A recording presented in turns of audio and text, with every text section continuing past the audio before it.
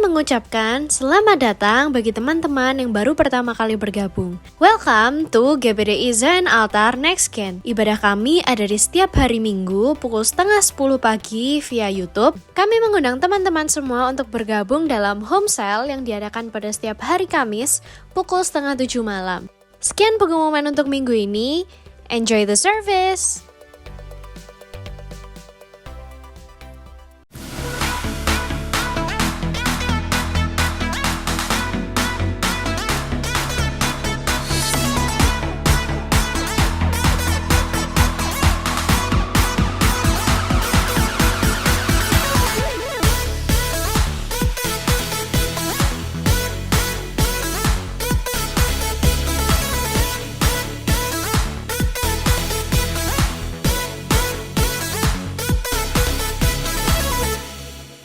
Good morning Next Gen. Good morning, Next Gen. Sudah pada siap belum untuk memuji dan memuliakan nama Tuhan? Amin. Yo, let's go. Kau terbesar dan mulia, ajaib semua perbuatanmu. Kau terbesar dan mulia, biarlah semua memujimu. Haleluya. Mari kita berikan sorak-sorai yang luar biasa bagi Allah Tuhan kita.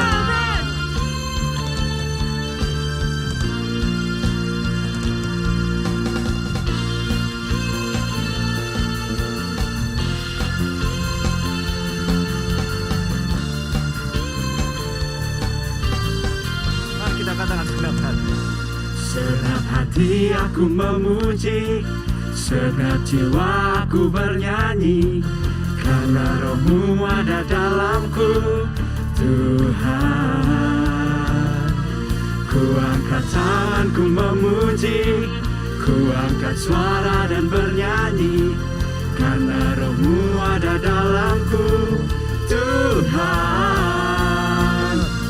Mari menari memuji, ungkapkan sukacita di hati. Kau terbesar dan mulia, ajaib semua perbuatanmu.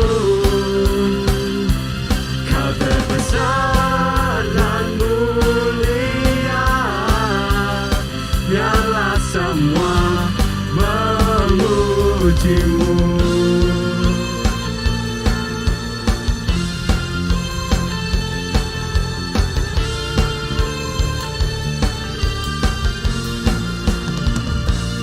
Segenap hati aku memuji, segenap jiwaku bernyanyi, karena rohmu ada dalamku, Tuhan. Ku angkat tanganku memuji, ku angkat suara dan bernyanyi, karena rohmu ada dalamku, Tuhan. Mari menari memuji, ungkapkan sukacita di hati. Kau terbesar dan mulia, ajaib semua perbuatanmu. Kau terbesar dan mulia, biarlah semua memujimu.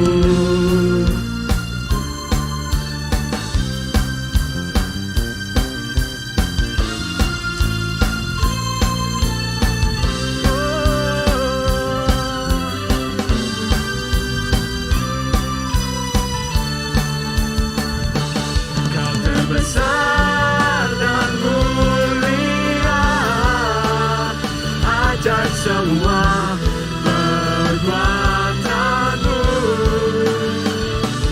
Kau terbesar dan mulia, biarlah semua memujimu.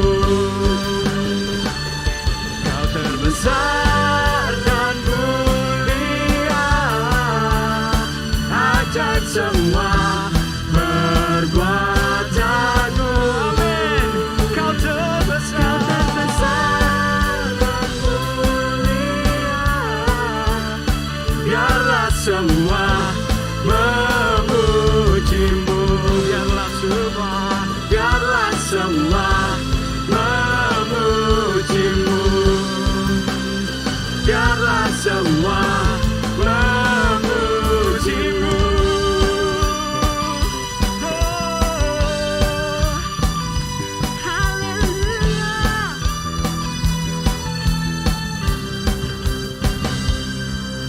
Haleluya. Masih semangat memuji Tuhan, amin. Masih semangat. Amin. Mari kita lebih tinggikan namanya, karena hanya dalam namanya kita dibebaskan. Haleluya.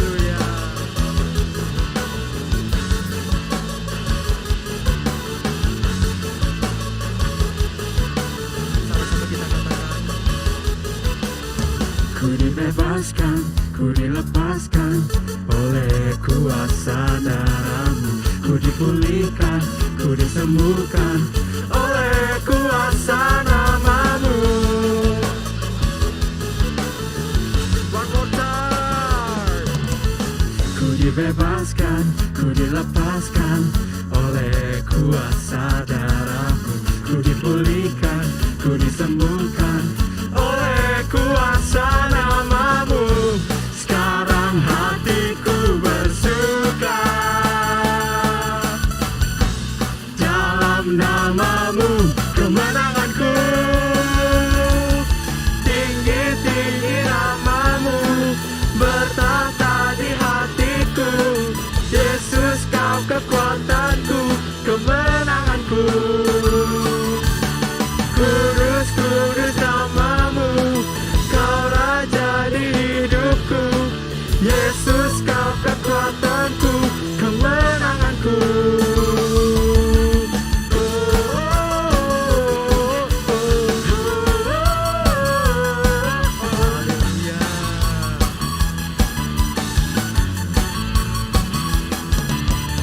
Ku dibebaskan, ku dilepaskan oleh kuasa darah-Mu. Ku dipulihkan, ku disembuhkan oleh kuasa nama-Mu. Sekarang hatiku bersuka dalam nama-Mu, dalam nama-Mu, kemenanganku. Tinggi-tinggi nama-Mu bertahta di hatiku. Yesus, Kau kekuatanku, kemenanganku. Kudus, kudus nama-Mu, Kau Raja di hidupku. Yesus, Kau kekuatanku, kemenanganku. Sing with me.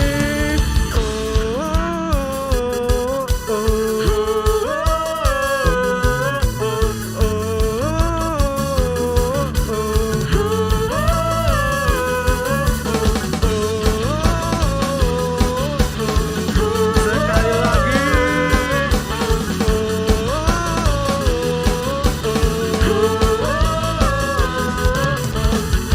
Sekarang hatiku bersuka dalam nama-Mu, dalam nama-Mu, kemenanganku. Tinggi-tinggi nama-Mu bertahta di hatiku.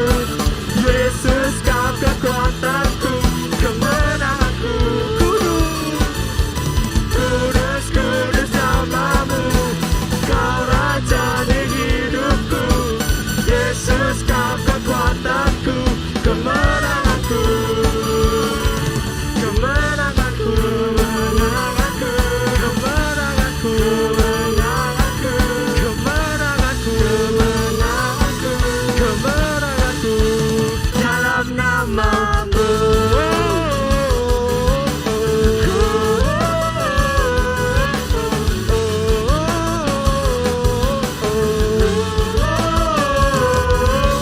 Haleluya. Beri tepuk tangan yang paling meriah bagi Tuhan kita, amin. Haleluya. Mari kita siapkan hati kita. Haleluya. Tapi sebelum itu, Rini mau ajak kita semua untuk berdoa. Banyak yang pasti nggak tahu gimana situasi hati kita. Dan banyak yang menyembunyikan bagaimana situasi hati kita. Tapi hari ini Riri mau ajak kita semua untuk datang kepada Tuhan, untuk sujud di altarnya dan meletakkan hatimu. Letakkan hatimu kepada Tuhan. Riri mau ajak, letakkan tangan kanan kalian ke dada dan mari kita berdoa. Haleluya Yesus. Tuhan, pada pagi hari ini kami menyerahkan hati kami Tuhan.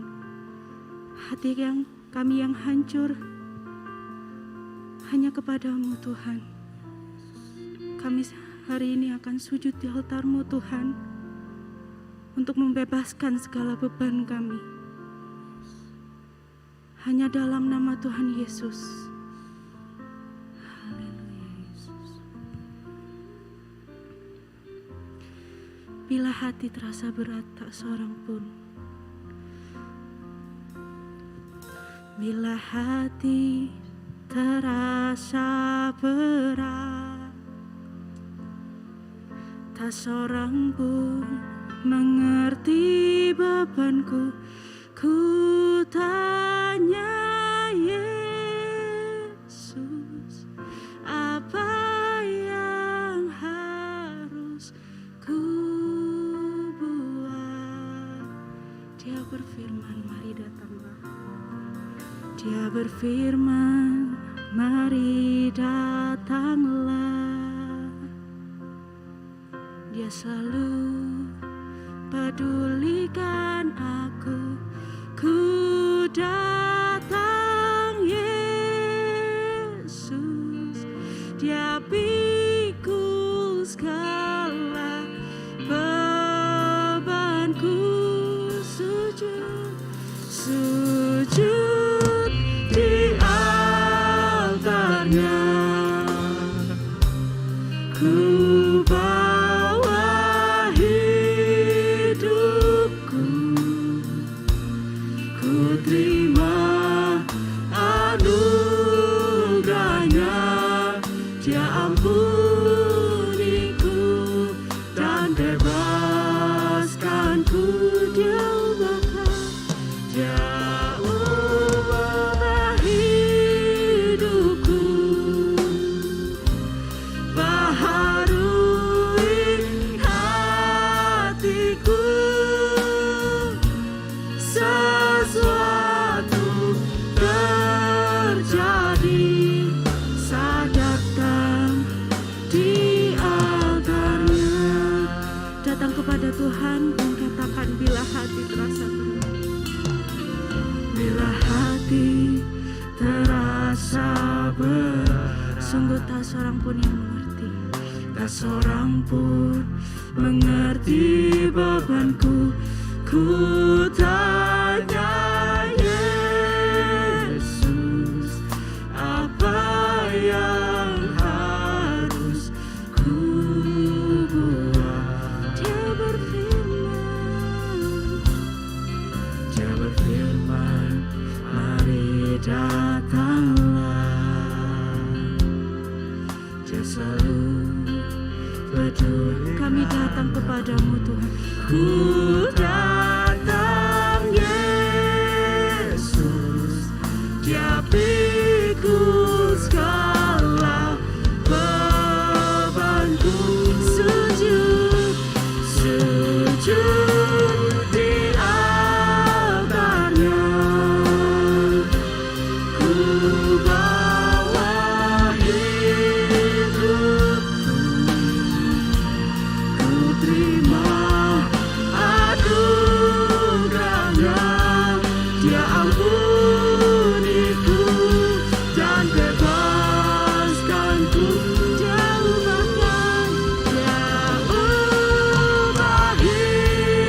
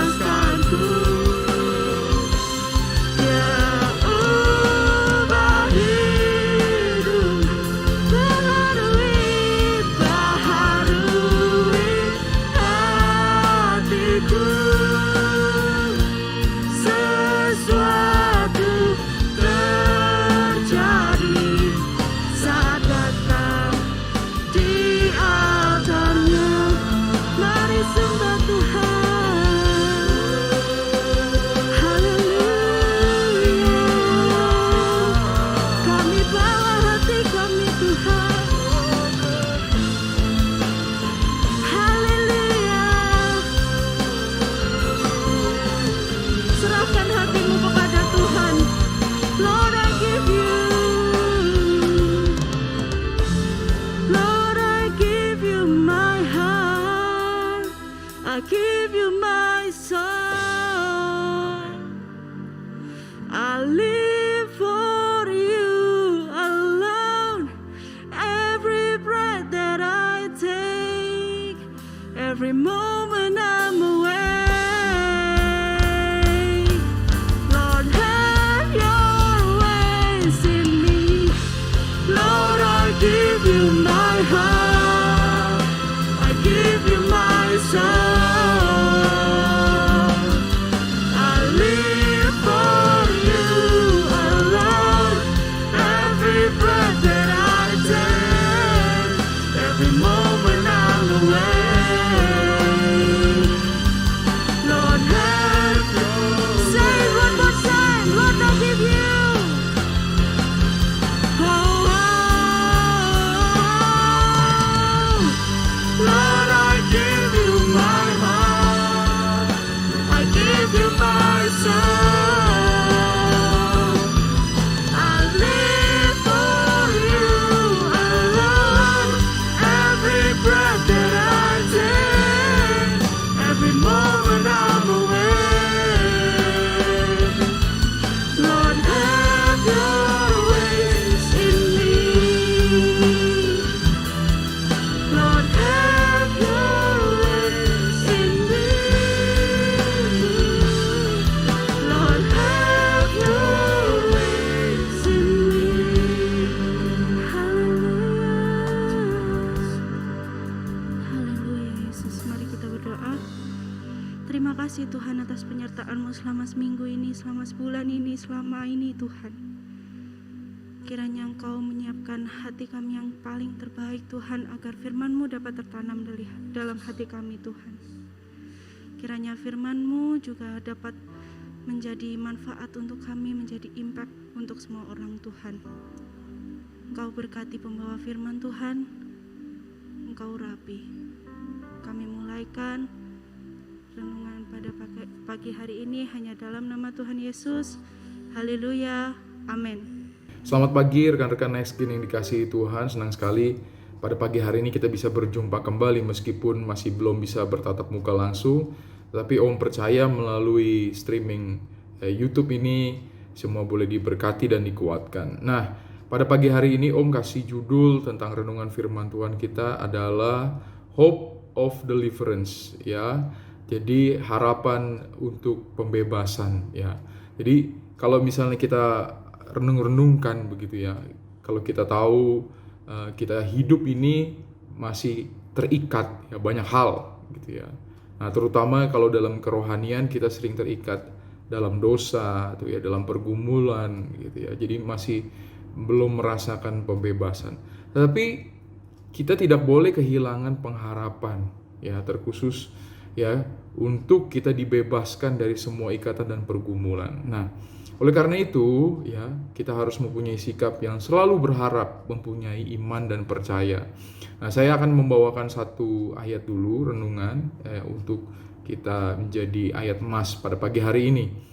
Di dalam Ibrani pasal 6 ayat 19, pengharapan itu adalah sauh yang kuat dan aman bagi jiwa kita yang telah dilabuhkan sampai ke belakang tabir. Jadi pengharapan itu sama seperti sauh, sama seperti jangkar, dikaitkan ya, dilepaskan ya. Kalau kalian tahu kapal di laut itu kalau untuk bisa bersandar, untuk bisa tenang, dia perlu sauh, dia perlu jangkar yang dilepaskan dan itu terikat begitu ya, menyangkut gitu ya supaya dia tenang.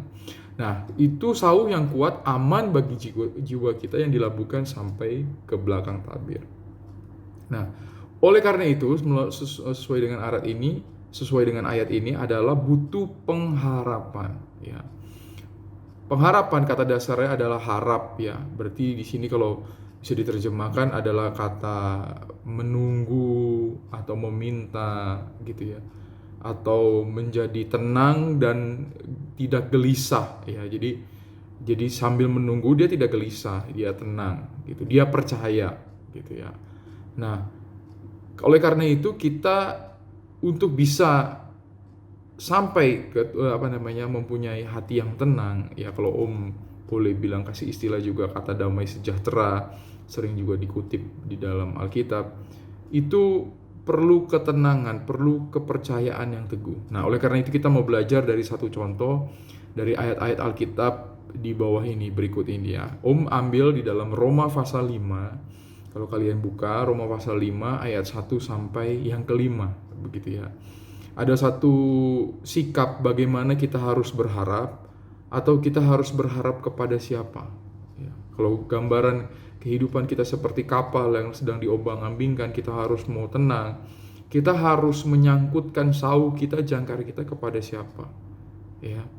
Pengharapan untuk bisa dibebaskan, untuk tenang gitu ya. Ya, tenang itu kan bisa menggambarkan kata kebebasan begitu ya. Karena ada kebebasan kita pasti menjadi lebih tenang gitu. Punya kebebasan untuk bisa melakukan segala sesuatu tanpa adanya khawatir. Kalau kekhawatiran pasti akan mengikat kita begitu ya.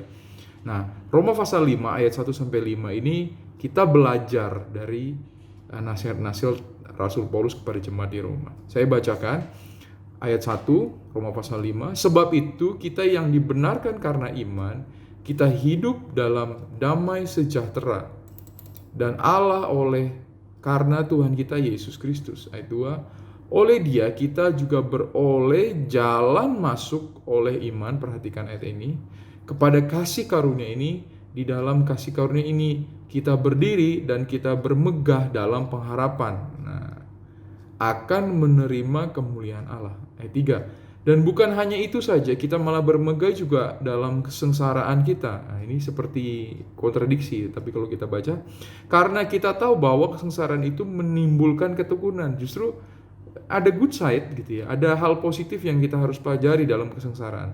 Dan ketekunan menimbulkan tahan uji, dan tahan uji menimbulkan pengharapan. Dan pengharapan tidak mengecewakan karena kasih Allah telah dicurahkan di dalam hati kita oleh Roh Kudus yang dikaruniakan kepada kita. Ya, jadi kalau kita lihat perhatikan begitu, pengharapan itu seperti apa? Ya. Di ayat 2 di sini, oleh Dia kita juga beroleh jalan masuk oleh iman kepada kasih karunia. Ya. Karena iman, jadi iman kita bukan hanya percaya saja, tapi kita juga ada action, ada satu tindakan gitu ya. Ada kasih karunia yang kita terima, di dalam kasih karunia itu kita berdiri dan kita bermegah. Jadi karena Yesus sudah memberikan kasih, contohnya di Injil kita belajar, karena begitu besar kasih Allah kepada manusia, Dia memberikan anak yang tunggal yaitu Yesus. Itulah jalan ya, kepercayaan kita kepada Yesus. Kita belajar dari pengajaran dari Yesus, iman dari Yesus, hal-hal yang diajarkan oleh Yesus. Itulah yang membawa kita ya, kita mengerti, oh kasih Tuhan ini seperti ini. Dia memberikan anak yang tunggal. Dan anak yang tunggal itu juga datang ke bumi, juga mengajarkan banyak hal. Kita belajar, kita menerima firman itu. Ya. Jadi karena kasih karunia itu, ya kita boleh bermegah ya, dalam pengharapan. Ya. Seakan-akan memang seperti belum menerima ya, memang belum menerima begitu ya. Tetapi di sini ada satu sikap yang sepertinya sudah menerima. Ya. Ya. Tadi kalau Om bilang harap itu punya arti sabar menunggu, tenang, jangan gelisah gitu ya. Jadi sikap tenang, jangan gelisah itu adalah suatu sikap yang kita sudah terima. Ya. Sudah terima karena kenapa? Karena kita sudah mengerti, oh ini ajaran kasih karunia. Ya. Kita belajar, oh dari Yesus yang sudah berikan contoh dan memberikan, memang bukan contoh saja ya, mempraktekkan kasih di kayu salib, ya, itu sebenarnya cukup untuk kita berani, gitu ya, ya. Berani untuk bisa tetap berharap, bermegah dalam pengharapan. Ya. Jadi kita harus tenang, kita harus mengerti apa yang kita harus kita dapatkan di sini gitu ya. Nah, kalau kita perhatikan gitu ya, di dalam ayat 1 gitu ya. Ayat 1 tadi dikatakan, sebab itu kita dibenarkan oleh iman, kita hidup dalam damai sejahtera. Jadi goalnya itu adalah sebenarnya damai sejahtera itu. Ketenangan, pengharapan itu. Karena kenapa? Karena memang kalau kita belajar gitu ya di sini, sebab itu kita dibenarkan oleh karena iman, kita hidup dalam damai sejahtera. Jadi memang kita sebenarnya sudah menerima, cuman hati kita, kepercayaan kita, pengharapan kita itu tidak menunjukkan. Kadang-kadang kita mungkin masih sering gelisah, masih sering panik. Tapi kalau kita mengerti benar-benar, kalau kita benar percaya, dibenarkan oleh iman, kita hidup dalam damai sejahtera dengan Allah. Kenapa Om bisa bilang begitu? Kita harus balik lagi kepada kasih karunia itu ya. Kalau kita ada satu kepanikan, yang harus kita renungkan adalah kasih Tuhan waktu dia berkorban di kayu salib. Ya. Teman-teman semua kan percaya Yesus itu, mengagumi Yesus atau mencintai Yesus karena kenapa? Dia membuktikan dulu cintanya. Ya. Jadi kita harus balik dulu. Kenapa ya? Saya kadang-kadang masih ragu. Ya. Kalau Yakobus bilang itu seperti diumbang-ambingkan begitu ya. Seperti kita nggak berpijak, kita melayang. Tidak seperti kapal tadi itu loh. Tidak terjangkar dengan baik. Jadi kita harus tahu, saya harus mengerti betul-betul bahwa cinta Tuhan itu begitu dalam. Maka itu kalau kita mengerti ya cinta Tuhan yang begitu dalam, kita akan menerima damai sejahtera apapun yang terjadi. Ya, nanti kita terus tambahin lagi ya. Nah, kalau kita perhatikan begitu ya, terus lagi di dalam Roma pasal 5 ya. Tadi kalau saya percaya kalian udah mengerti ya. Jadi Roma pasal 5 ayat 1, kita itu dibenarkan oleh iman. Kita harus benar-benar percaya, tahu kasih karunia itu seperti apa, dan memberikan damai sejahtera. Kasih karunia itu balik lagi Om simpulkan kepada pengorbanan Yesus di kayu salib. Nah, kita lanjut di dalam Roma pasal 5 ayat 3. Dan bukan hanya itu saja, kita malah bermegah dalam kesengsaraan kita. Ini kayak aneh gitu ya. Bermegah dalam kesengsaraan. Ya. Padahal tadi judulnya berharap akan pembebasan begitu, menjadi lepas gitu ya, karena menerima damai sejahtera begitu. Nah, di Roma pasal 5 ayat 3 ini kita bermegah dalam kesengsaraan kita karena kita tahu bahwa kesengsaraan itu menimbulkan ketekunan. Inilah yang membedakan kita sebagai orang percaya dan orang-orang yang tidak percaya lah, seperti itu. Ya, kita sering sekali mendengar Roma pasal 8 ayat 28, semua akan mendatangkan kebaikan bagi dia yang mengasihi kita begitu ya. Sering sekali kita menggunakan kalimat itu begitu. Bagi orang yang mengasihi dia begitu. Bagi dia orang yang berpengharapan, beriman kepada dia ya. Nah, kalau dari kalimat itu kita akan mengerti bahwa justru kesengsaraan itu menimbulkan ketekunan. Kenapa bilang kita seakan-akan diizinkan untuk menerima pergumulan atau kesengsaraan ya. Saya percaya karena memang manusia sudah jatuh dalam dosa. Gitu. Perlu usaha begitu ya. Untuk hidup pun di dalam Kejadian, Adam pun harus bersusah payah untuk memenuhi kebutuhannya. Waktu bangsa Israel keluar dari bangsa Mesir, bukan sekedar dia bisa keluar dari Mesir, tetapi ada pergumulan di padang gurun untuk meninggalkan sifat-sifat kedagingan. Kalian coba ingat-ingat. Jadi karena manusia ini sudah terkontaminasi, jadi dia rusak. Dia butuh hard work, bekerja atau sifat berusaha, bergumul untuk bisa bebas. Kalian tahu akhirnya pun juga generasi kedua dari bangsa Israel itu bisa masuk gitu ya ke tanah perjanjian. Nah, kehidupan kita itu sama seperti, bisa bilang seperti bangsa Israel. Dalam perjalanan kita sampai disempurnakan begitu ya, sampai kita mengerti gitu ya. Maka itu Tuhan juga baik ya, bukan saja Yesus naik ke surga terus dia tinggalkan begitu saja, cuman hanya meninggalkan Injil ya, cerita-cerita firman Tuhan yang diberikan kepada murid, tetapi dia juga memberikan pribadi Ya, pribadi yang menolong kita. Nah, kita balik lagi dulu ya. Di dalam kesengsaraan, seperti Om bilang tadi, kesengsaraan itu menimbulkan ketekunan. Ya. Dan di dalam ayat 4, dan ketekunan menimbulkan tahan uji, dan juga tahan uji itu akhirnya menimbulkan pengharapan. Ya. Dari kita beriman, kita berharap dalam, bermegah bahkan dalam kesengsaraan kita, itu balik lagi gitu ya. Ketika kita tekun, tahan uji, dan tahan uji, muncul pengharapan. Dan di sini dikatakan pengharapan tidak mengecewakan karena kasih Allah telah dicurahkan dalam hati kita oleh Roh Kudus yang telah dikaruniakan kepada kita. Ya. Jadi kita harus benar-benar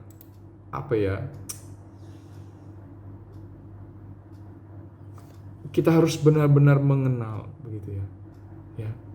Karena waktu kita tahan uji ya, di dalam hidup ketekunan itu, kita pasti akan ada persekutuan dengan Tuhan.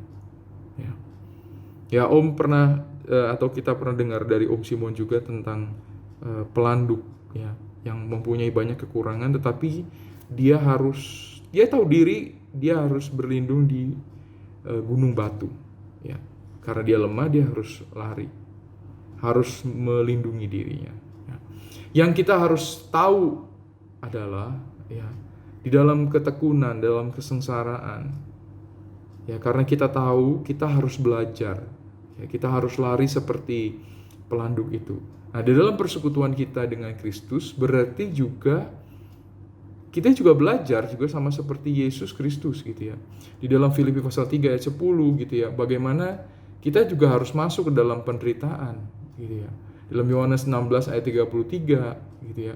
Dan bahkan di Kisah Para Rasul, murid-murid ketika mereka sudah dipenuhkan oleh Roh Kudus, mereka menghidupi hidupnya pun penuh dengan tantangan. Ya. Rasul Paulus pun juga seperti itu. Ya.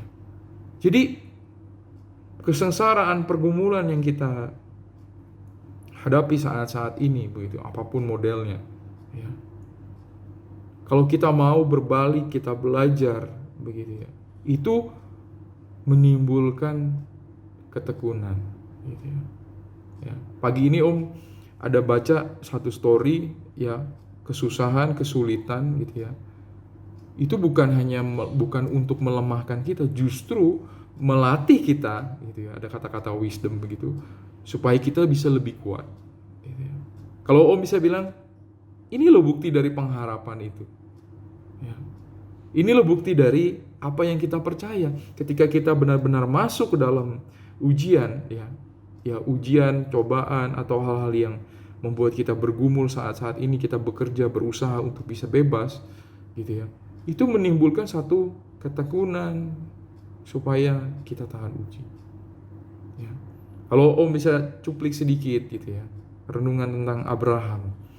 Ya, Abraham itu sebenarnya sudah tinggal enak ya di bangsanya sendiri. Tetapi ketika dia percaya apa yang dijanjikan Tuhan. Setelah sekian tahun kemustahilan dia tidak bisa punya anak, akhirnya dia punya anak. Sampai dia punya anak, dia juga pun diminta ya. Karena dia begitu berulang-ulang di dalam pergumulan, kesulitan. Disitulah timbul satu kepercayaan yang sangat kuat bahwa Tuhan pasti akan selalu menolong dan tidak mengasihinya. Gitu. Ya. Seakan-akan waktu dia Ishak diminta, ya seperti kok teganya, ya Tuhan sudah berjanji memberikan keturunan, tapi kok kenapa diminta? Tapi karena dia percaya, gitu ya, dia tetap naik ke Gunung Moria. Ya, dia tetap berdoa, bersembahyang. Nah, berdoa bersembahyang adalah satu ciri bagaimana itu menunjukkan pengharapan kita. Bagaimana itu menjadi satu contoh kita sedang mengayuhkan sauh kita kepada lautan supaya kapal atau kehidupan kita itu kuat. Ya. Jadi seperti Abraham, ya, aplikasi yang paling sederhana begitu ya. Kita balik lagi kepada Abraham. Ketika dia tetap percaya, tetap berharap, dia tetap sembahyang. Bukan saja dia merenungkan firman Tuhan ya, firman Tuhan dia selalu ingat janji-janji Tuhan. Kita bisa belajar, ya, kita bisa dengar, ada Alkitab audio, ada renungan-renungan yang kita terima setiap hari, kata-kata wisdom, kata dari story-story yang bisa memberkati kita. Tapi juga dia memberikan satu contoh tindakan yang nyata, yaitu berdoa, tetap sembahyang. Meskipun dia diminta untuk berkorban, memberikan Ishak, tetapi dia tetap jalankan, dan akhirnya Tuhan pun juga membela dia. Ishak tidak jadi dikorbankan, tetapi dia menyiapkan sebuah domba untuk bisa dikorbankan. Nah, jadi hari-hari ini gitu ya, kalau kita berharap untuk bisa dibebaskan, ya, kalau yang lagi kita renungkan, kita gumulkan ini adalah masalah COVID, atau mungkin sekarang yang lebih spesifik masalah pribadi kita, masalah keluarga kita, ya. Nasihat firman Tuhan melalui surat Roma ini begitu ya. Ini mengingatkan bahwa kesusahan itu bukan semata-mata hanya menyusahkan kita, tetapi ada good side. Kalau kita menjadi orang yang berharap, itu membuat kita orang yang tahan uji dan berpengharapan. Ya. Dia akan menjadi orang yang fokus. Ya. Seperti Abraham itu juga pun, dia fokus. Dia menunggu, berharap. Seperti tadi kata harap itu, dia menunggu. Dia menunggu dan dia berdoa terus merenungkan firman Tuhan. Ya. Jadi teman-teman semua Next Gen, ya, gunakan hatimu, gunakan pikiranmu. Ya. Kalau sekalian hari-hari ini mungkin menjadi orang-orang kaum rebahan, gitu ya, karena di rumah aja nggak boleh kemana-mana. Tapi gunakan pikiranmu, gunakan hatimu, ya, untuk bisa apa? Untuk bisa tetap berharap. Ada usaha gitu. Jadi memang kita tidak boleh keluar, kita tidak boleh melakukan sesuatu yang mungkin di area umum. Tapi ada sesuatu yang kita bisa lakukan, yaitu berharap. Ya, berharap, kita gunakan hati kita dan pikiran kita berdoa, kita membaca firman Tuhan, kita berdoa sama seperti Abraham, memberikan apa yang terbaik dalam kehidupan kita untuk Tuhan. Kita fokus kepada Tuhan hari-hari ini untuk bisa mengenal dan mengerti, ya. Om percaya biar kita semua pagi hari ini menerima berkat pengharapan yang akan membebaskan kita. Kita boleh terkurung di dalam rumah, kita tidak boleh keluar. Tetapi hati kita, pikiran kita bisa bebas karena kita berharap kepada Tuhan yang memberikan kita kasih karunia yang begitu besar di dalam kehidupan kita. Puji Tuhan, selamat pagi semuanya. Dan tetap sehat, ya, tetap patuhi protokol kesehatan, dan kita berdoa semua untuk rekan-rekan Next Gen juga tetap diberkati Tuhan. Apapun yang dihadapi, Tuhan akan menyertai. Mari kita sama-sama berdoa. Bapa di surga, kami ucap syukur Tuhan, Kau sungguh baik pada pagi hari ini. Kau sudah menolong kami Tuhan melalui renungan ini, Tuhan, singkat ini kami boleh mengerti Tuhan maksud-Mu, Tuhan, mengajar kami untuk bisa terus berharap, Tuhan, boleh tetap tekun, Tuhan. Apapun yang kami hadapi saat ini suatu pelajaran bagi kami. Supaya apa Tuhan? Supaya iman kami percaya menjadi lebih kuat lagi Tuhan Yesus.